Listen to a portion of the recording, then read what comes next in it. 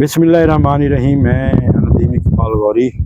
ਤੁਸੀਂ ਵੇਖ ਰਹੇ ਹੋ ਮੇਰਾ ਫੇਸਬੁੱਕ ਤੇ YouTube ਤੇ ਚੈਨਲ ਮਿੱਤੂ ਨਿਊਜ਼ ਦੇ ਨਾਂ ਤੋਂ ਚੱਲ ਰਿਹਾ। ਤਕਰੀਬਨ 2014-15 ਤੋਂ ਅਸੀਂ ਇਹ ਚੈਨਲ ਬਣਾਇਆ ਸੀ। ਅਸੀਂ ਮੁxtਲਿਫ ਮੌਜ਼ੂਆਤ ਤੇ ਇਹਦੇ ਤੇ ਕੋਸ਼ਿਸ਼ ਕੀਤੀ ਹੈ ਕਿ ਅਸੀਂ ਨਾ ਲੋਕਾਂ ਦੇ ਮਸਾਇਲ ਨੂੰ ਜ਼ਿਆਦਾ, ਸਾਡੀ ਜਿਹੜੀ ਤਰਜੀਹ ਸੀ ਉਹ ਲੋਕਾਂ ਦੇ ਮਸਾਇਲ ਅਸੀਂ ਹਾਈਲਾਈਟ ਕਰਦੇ ਰਹੇ ਇਹਦੇ ਵਿੱਚ। ਤੇ ਜ਼ਿਲ੍ਹਾ ਵਿਹਾੜੀ ਵਿੱਚ ਸਾਡਾ ਜਿਹੜਾ ਚੈਨਲ ਹੈ, ਸਾਡੇ ਬਹੁਤ ਸਾਰੇ ਫਾਲੋਅਰ ਹਨ, ਬਹੁਤ ਸਾਰੇ ਲੋਕ ਸਾਨੂੰ ਲਾਈਕ ਕਰਦੇ ਨੇ, ਉਹਨਾਂ ਦੇ ਬੜੇ ਅਸੀਂ ਮਸ਼ਕੂਰ ਹਾਂ। ਅੱਜ ਅਸੀਂ ਸਾਡੇ ਦੋਸਤ ਨੇ ਮੀਡੀਆ ਦੇ ਨਾਲ ਰਿਲੇਟਡ ਨੇ, ਚੌਧਰੀ ਅਬਦੁਲਸਤਾਰ ਰਾਣੀ ਸਾਹਿਬ। ਇਹਨਾਂ ਦਾ ਤਲਕ ਤਾਂ ਬੇਸਿਕ ਹੈ ਅਜ਼ੀਜ਼ ਕੌਮ ਤੋਂ, ਲੇਕਿਨ ਹੁਣ ਇਹਨਾਂ ਨੇ ਰਹਿ ਜਿਹੜੀ ਮਿੱਤਰੂ ਸ਼ਹਿਰ 'ਚ ਰੱਖੀ ਹੋਈ ਹੈ। ਤੇ ਚੌਧਰੀ ਸਾਹਿਬ ਕਾਸ਼ਤਕਾਰੀ ਕਰਦੇ ਆ, ਇਹਨਾਂ ਦਾ ਮੁxtਲਿਫ ਚੀਜ਼ਾਂ ਕਾਸ਼ਤ ਕਰਦੇ ਆ। ਜਦੀਦ ਜਿਹਨੂੰ ਕਹਿ ਸਕਦੇ ਹੋ ਨਾ, ਜਦੀਦ ਤਰੱਕੀ ਪਸੰਦ ਕਾਸ਼ਤਕਾਰ ਆ। ਤੇ ਇਹਨਾਂ ਨੇ ਹੁਣ ਇਸ ਦਫਾ ਲਾਏ ਆਲੂ ਦੀ ਫਸਲ। ਪਿਛਲੇ ਸਾਲ ਵੀ ਲਾਈ ਸੀ ਇਹਨਾਂ ਨੇ ਆਲੂ ਦੀ ਫਸਲ।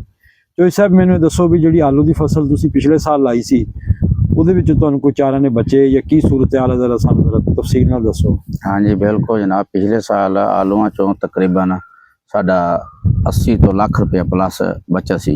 अच्छा, ਐਤਕੀ ਜਿਹੜਾ ਨਾ ਸਾਡਾ 2 ਲੱਖ रुपया नुकसान है ਆਲੂਆਂ ਦੇ ਵਿੱਚੋਂ। ਯਾਨੀ ਜਿਹੜੇ ਪਿਛਲੇ ਸਾਲ ਕਮਾਏ ਸੀ ਐਤਕੀ ਦੇ ਦਿੱਤੇ? ਐਤਕੀ ਨਹੀਂ, ਉਸ ਤੋਂ ਜ਼ਿਆਦਾ ਦੇ ਬੈਠੇ ਆ। ਮੈਂ 10 ਸਾਲ ਤੋਂ ਆਲੂ ਲਾ ਰਿਹਾ। ਅੱਛਾ, ਇਦਾਂ ਦਾ ਬੋਰਾਨ ਨਹੀਂ ਆਇਆ। ਅੱਛਾ, ਹਰ ਸਾਲ ਮੇਰਾ 25-30 ਏਕੜ ਆਲੂ ਪਾਸ ਹੁੰਦਾ ਹੈ। ਅੱਛਾ, ਤਕਰੀਬਨ ਕਦੀ ਇਦਾਂ ਦਾ ਮੈਂ ਬੋਰਾਨ ਨਹੀਂ ਵੇਖਿਆ। ਅੱਛਾ, ਤੁਸੀਂ ਪਿਛਲੇ ਸਾਲ ਕਿੰਨੇ ਕਿੱਲੇ ਗੱਡੇ ਸੀ? ਪਿਛਲੇ ਸਾਲ ਵੀ ਮੇਰੇ 26 ਏਕੜ ਸੀ ਤੇ ਇਸ ਸਾਲ ਕਿੰਨੇ ਗੱਡੇ? 30 ਏਕੜ ਜੀ। ਅੱਛਾ, ਪਿਛਲੇ ਸਾਲ ਤੁਸੀਂ ਆਲੂ ਕਿੰਨਾ ਵੇਚਿਆ ਸੀ ਤੇ ਕਿੰਨਾ ਸਟੋਰ ਕੀਤਾ ਸੀ? ਪਿਛਲੇ ਸਾਲ ਆਲੂ ਅਸੀਂ ਵੇਚਿਆ ਸੀ 18 ਏਕੜ ਦਾ। ਅੱਛਾ, ਮੌਕੇ ਤੇ ਵੇਚ ਲਿਆ ਸੀ ਤੇ ਬਕਾਇਆ ਅਸੀਂ ਸਟੋਰ ਰੱਖੇ ਸੀ। ਉਹ ਪਹਿਲੇ ਤਾਂ ਸਟੋਰ 'ਚ ਠੀਕ ਵਿਕ ਗਿਆ। ਅੱਛਾ, ਬਾਅਦ ਜਨਾਬ ਉਹ ਵੀ ਸਾਡੀ ਤਕਰੀਬਨ 4 ਗੱਡੀਆਂ ਸੀ, 400 ਬੋਰੀ। ਅੱਛਾ, ਜਿਹੜੀ ਸਾਡੀ ਉਹ ਵੀ ਨੁਕਸਾਨ 'ਚ ਗਈ ਆ। ਉਹ ਕੁੱਲ 4 ਗੱਡੀਆਂ ਸਾਡੀਆਂ 2 ਲੱਖ ਦੀਆਂ ਵਿਕੀਆਂ ਸਟੋਰ ਦੇ ਵਿੱਚ ਵੀ। ਅੱਛਾ, ਤੇ ਐਤਕੀ ਅੱਲਾ ਖੈਰ ਕਰੇ ਜਨਾਬ, ਅਸੀਂ ਤਕਰੀਬਨ ਕੋਈ 30 ਏਕੜ ਲਾਇਆ, ਜਿਹਦੇ ਵਿੱਚ 3 ਧੜਾ ਮੈਂ ਸਟੋਰ ਕਰ ਦਿੱਤੀਆਂ ਆਪਦੇ ਕੋਲ। ਹਾਂਜੀ, ਆਪਦੇ ਕੋਲ ਸਟੋਰ ਰੱਖ ਦਿੱਤੀਆਂ। ਇੱਥੇ ਤਾਂ ਕੋਈ ਐਸਾ ਬੰਦਾ ਨਹੀਂਗਾ ਕਿ ਜਿਹਨੇ ਆ ਕੇ ਸਾਡੇ ਕੋਲ ਆਲੂ ਪੁੱਛਿਆ ਭਾਈ ਵੇਚਣਾ। ਯਾਨੀ ਆਲੂ ਦੀ ਮਾਰਕੀਟ ਦਾ ਕੋਈ ਖਰੀਦਾਰ ਹੀ ਕੋਈ ਨਹੀਂ ਹੈ? ਖਰੀਦਦਾਰ ਹੀ ਕੋਈ ਨਹੀਂ ਆਲੂ ਦੀ ਮਾਰਕੀਟ। ਨਹੀਂ, ਹੁਣ ਕਈ ਲੋਕ ਤਾਂ ਸਾਨੂੰ ਦੱਸਦੇ ਆ ਵੀ ਆਲੂ ਵਾਲਿਆਂ ਦੇ ਵਾਸਤੇ ਬੜਾ ਬੁਰਾ ਸਾਲ ਗੁਜ਼ਰਿਆ। ਕਈ ਬੰਦੇ ਤਾਂ ਕਹਿੰਦੇ ਉੱਥੇ ਟਰਾਲੀਆਂ ਦੇ ਜਿਹੜੇ ਕਿਰਾਏ ਆ ਉਹ ਨਹੀਂ ਪੂਰੇ ਹੁੰਦੇ, ਮੰਡੀ ਦੇ ਟਰਾਲੀਆਂ ਉਵੇਂ ਛੱਡ ਕੇ ਆਲੂ ਛੱਡ ਕੇ ਤੇ ਭੱਜ ਜਾਂਦੇ। ਇਹ ਗੱਲ ਹਾਂ ਬਿਲਕੁਲ ਸੱਚੀ ਗੱਲ ਆ।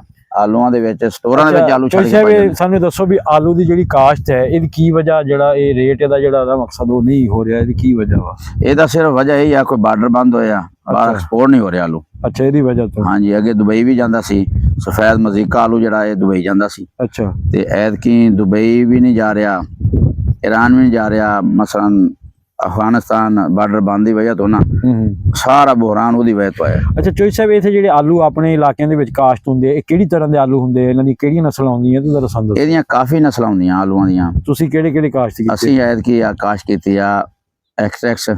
ਅੱਛਾ, ਤੇ ਇਸਮੀ। ਅੱਛਾ, ਦੂਸਰਾ ਜਨਾਬ ਮਜ਼ੀਕਾ।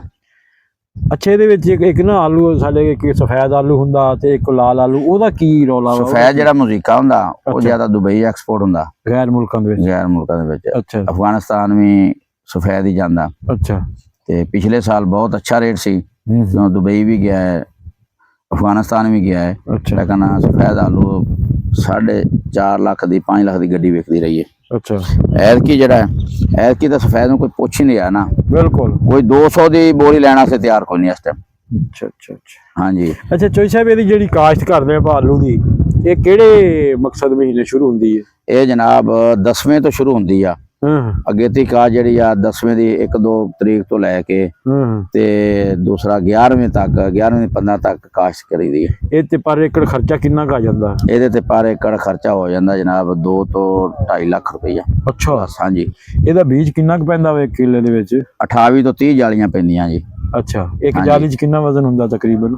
ਹੁੰਦਾ ਤਕਰੀਬਨ 55 ਤੋਂ 60 ਕਿਲੋ ਇੱਕ ਜਾਲੀ। ਜਿਵੇਂ ਤੁਸੀਂ ਦੱਸ ਰਹੇ ਹੋ ਆਲੂ ਦਾ ਬੁਹਰਾਨ ਤਾਂ ਹੈ, ਆਲੂ ਦਾ ਰੇਟ ਜਿਹੜਾ ਮਾਰਕੀਟ ਦਾ ਨਹੀਂ ਮਿਲ ਰਿਹਾ, ਉਹਦੀ ਵਜ੍ਹਾ ਹੈ ਕਿਉਂਕਿ ਸਾਡੀ ਆਲਮੀ ਮੰਡੀਆਂ ਤੱਕ ਰਸਾਈ ਨਹੀਂ ਹੈਗੀ। ਹਾਲਾਤ ਸਾਡੇ ਹੈ ਕਿ ਹਰ ਮੁਲਕ ਨਾਲ ਅਸੀਂ ਵਿਗਾੜ ਕੇ ਬੈਠੇ ਹਾਂ, ਬਾਰਡਰ ਸਾਡੇ ਬੰਦ ਆ। ਤੇ ਇਹਦਾ ਅਸਰ ਕਾਸ਼ਤਕਾਰ ਤੇ ਪੈਂਦਾ। ਜਦੋਂ ਕਾਸ਼ਤਕਾਰ ਤੇ ਅਸਰ ਪੈਂਦਾ ਤੇ ਇਵੇਂ ਸਮਝ ਲਓ ਮੁਲਕ ਦੀ ਮੀਸ਼ਤ ਜਿਹੜੀ ਹੈ ਉਹ ਸਾਰੀ ਤੇ ਹੀ ਅਸਰ ਪੈਂਦਾ।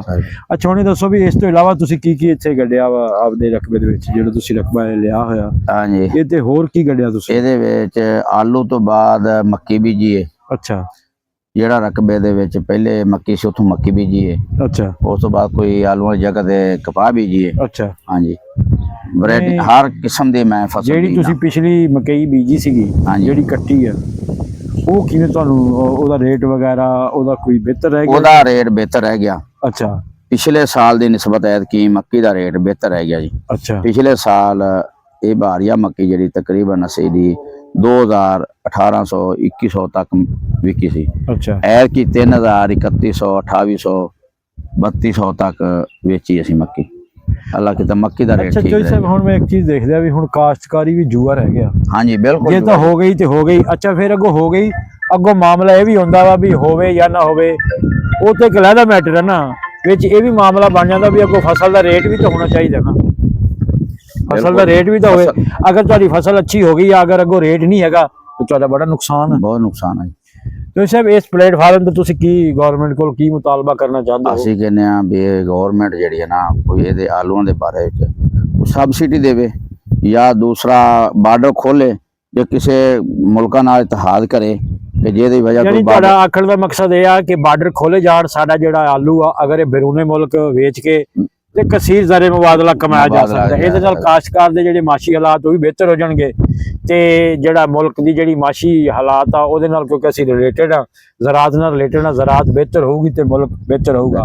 ਜੀ ਨਾਜ਼ਰੀਨ, ਤੁਸੀਂ ਸੁਣਦੇ ਪਏ ਸੀ ਚੌਧਰੀ ਅਬਦੁਸਤਾਰ ਨਾਲ ਜਿਹੜੀ ਸਾਡੀ ਗੁਫ਼ਤਗੂ ਹੋਈ ਹੈ ਆਲੂ ਦੇ ਹਵਾਲੇ ਨਾਲ। ਇਹਨਾਂ ਨੇ ਦੱਸਿਆ ਕਿ ਇਹ ਬੜਾ ਵੱਡਾ ਬੁਹਰਾਨ ਆ, ਕਾਸ਼ਤਕਾਰ ਜਿਹੜਾ ਵਾ ਆਲੂ ਦੇ ਵਿੱਚ ਉਹਨੂੰ ਬਹੁਤ ਜ਼ਿਆਦਾ ਨੁਕਸਾਨ ਹੋਇਆ।